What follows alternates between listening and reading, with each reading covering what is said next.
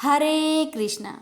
प्यारे भक्तों, आज आप सभी श्रवण करेंगे अहोई अष्टमी की व्रत कथा, पूजन विधि, तिथि और महत्व के साथ।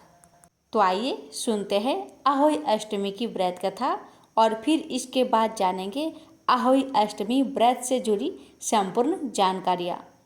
अहोई अष्टमी की कथा। एक साहूकार था जिसके 7 बेटे बहुएं और एक बेटी थी। कार्तिक के महीने में दीपावली से पहले अष्टमी को अपने मकान की लिपाई पुताई करने के लिए 7 बहुएं अपनी एकलौती ननद के साथ जंगल में जाकर खदान में मिट्टी खोद रही थी। वहां पर स्याहू की माद थी। मिट्टी खोदते समय ननद के हाथ से कुदाली स्याहू के बच्चे को लग गई और वह तुरंत मर गया। इससे स्याहू माता बहुत नाराज हो गई और बोली कि मैं तेरी कोख बांधूंगी। ननद अपनी 7 भाभियों से बोली कि आप में से कोई अपनी कोख बंधवा लो। तब 6 भाभियों ने अपनी कोख बंधवाने से इनकार कर दिया, परंतु छोटी भाभी ने सोचने लगी कि यदि मैंने भी अपनी कोख नहीं बंधवाई तो सासू जी नाराज होगी। यह सोचकर ननद के बदले में छोटी भाभी ने अपनी कोख बंधवा ली। इसके बाद छोटी बहू के जो बच्चा होता वह 7 दिन का होकर मर जाता। एक दिन उसने पंडित जी को बुलाकर पूछा कि मेरी संतान 7वें दिन मर जाती है, इसके लिए मैं क्या करूं? तब पंडित ने कहा कि तुम सुरही गाय की सेवा करो।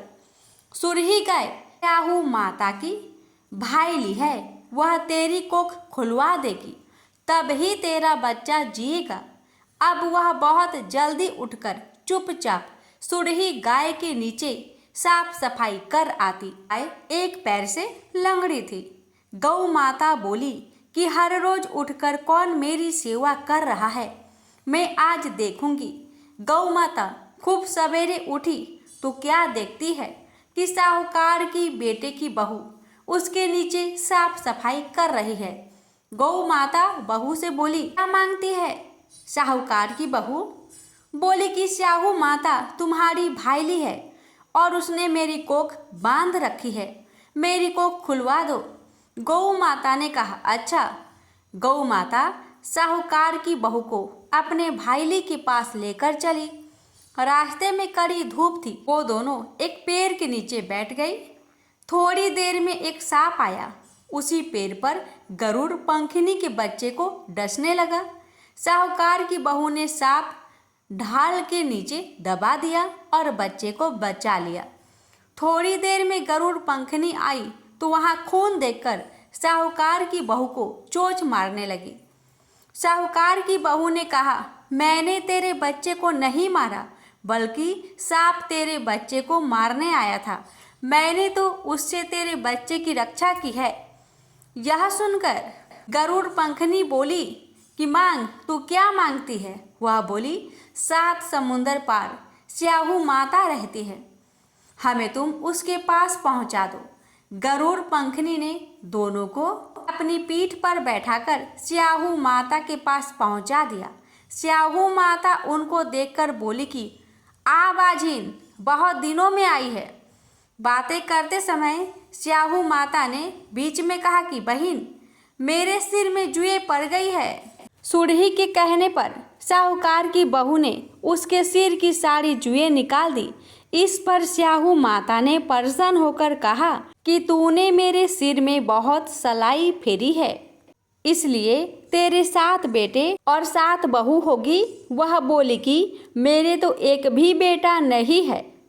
7 बेटे कहाँ से होंगे? स्याहू माता बोली, वचन दिया है, वचन से फेरू तो धाबी की कुंड पर कंकरी होऊं।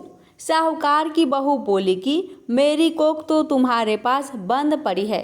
यह सुन स्याहू माता बोली कि तूने तो मुझे ठग लिया। मैं तेरी कोख खोलती तो नहीं थी, पर अब खोलनी पड़ेगी। जा, तेरे घर पर तुझे 7 बेटे 7 बहुएं मिलेंगी।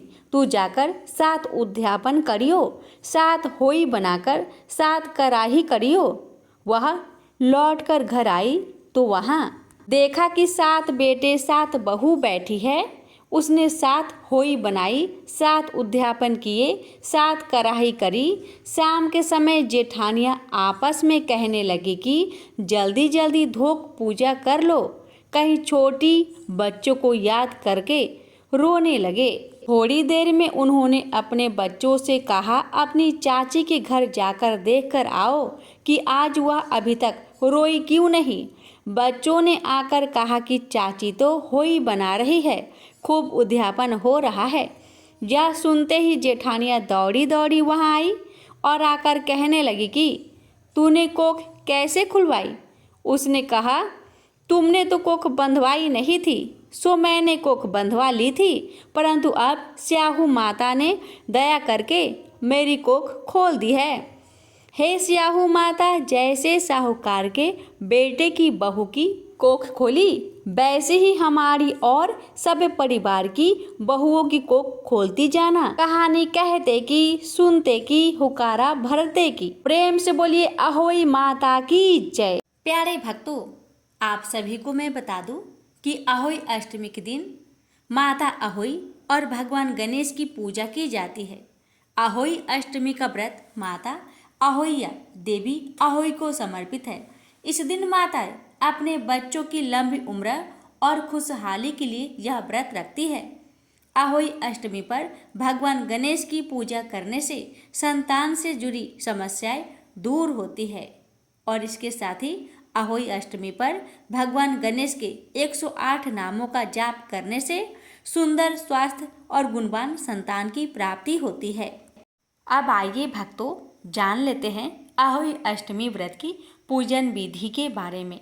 अहोई अष्टमी के दिन सुबह ही स्नान कर लेना चाहिए, फिर साफ वस्त्रों को धारण करें। अब साफ हाथों से घर की एक दीवार को अच्छे से साफ कर ले।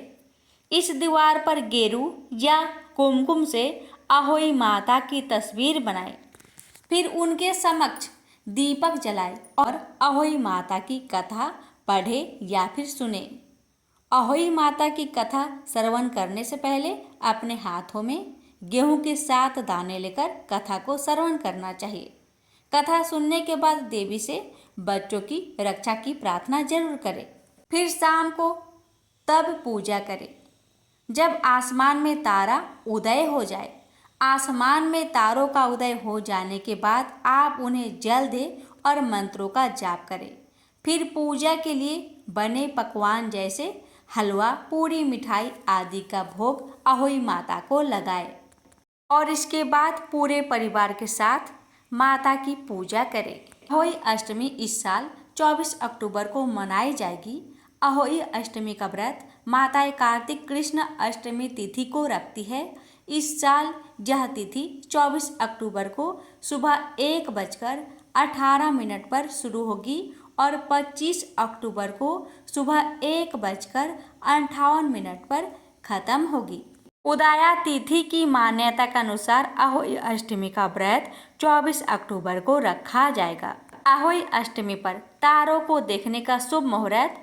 अहोई अष्टमी पर तारों को देखकर अर्घ्य देने का समय शाम को 6:06 से। इस दिन सूर्य अस्त 5:42 पर होगा।